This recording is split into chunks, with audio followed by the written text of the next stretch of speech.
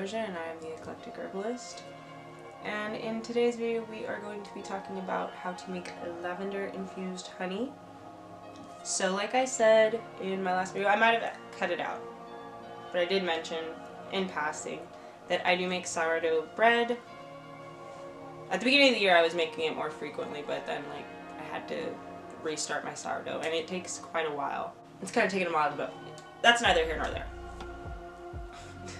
I make sourdough bread, and in it, instead of using regular sugar, I have replaced the regular sugar with some sort of infused honey. I generally use lavender infused honey. I tried to make it with chamomile infused honey, but I didn't really like the flavor.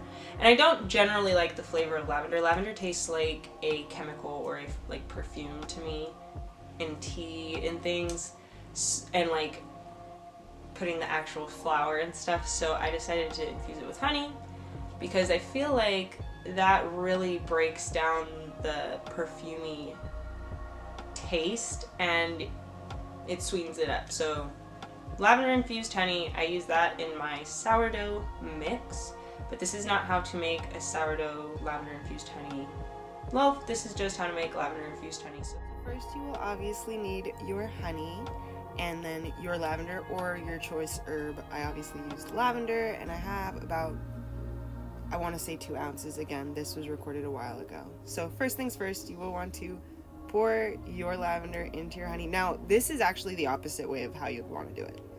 You'd want to put your herb in first and then pour the honey over it, but I'm using the same jar. So I put it in, mixed it around, and then flipped it upside down just so it kind of moves everything around for me.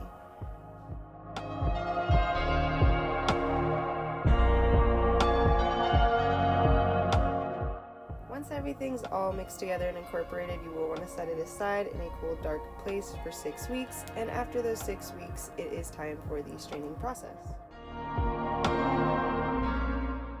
Be advised, your lid might be extremely tight. As you can see, I'm having trouble. I had to get real serious and take off my rings and try again, which actually helped.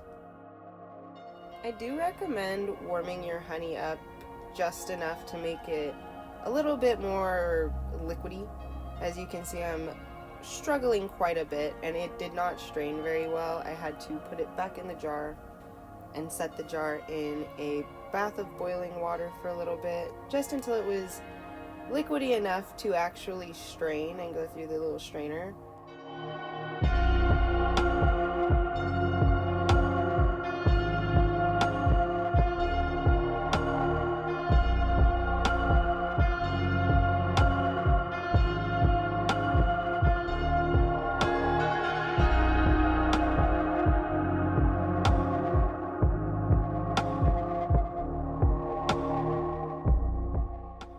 Of course, once you're done, you will want to clean up your jar so it's not sticky, but there you have it, lavender infused honey.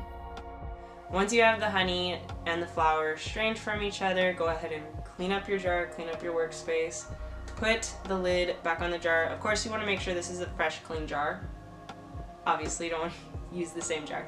And then you're good to go. If you do want to make sourdough bread with infused honey, I don't have my own recipe. I follow a recipe from some website and they say to add sugar. I have replaced the sugar with honey, as I mentioned, and I really do eyeball it for the honey.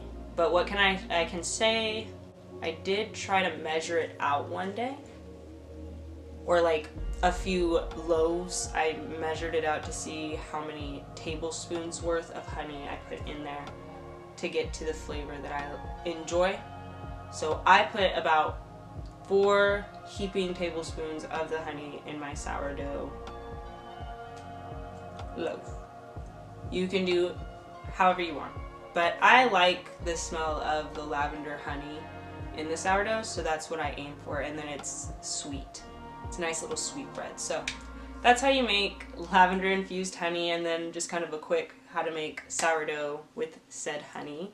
But that is all I have for you in this video today. Next video I will be talking about how to cleanse crystals. I have a mass amount of crystals, so we will be going over that. If you are interested in that, go ahead and hit the subscribe button. If you enjoyed this video, please hit the like, leave a comment, and I will see you next time. Bye!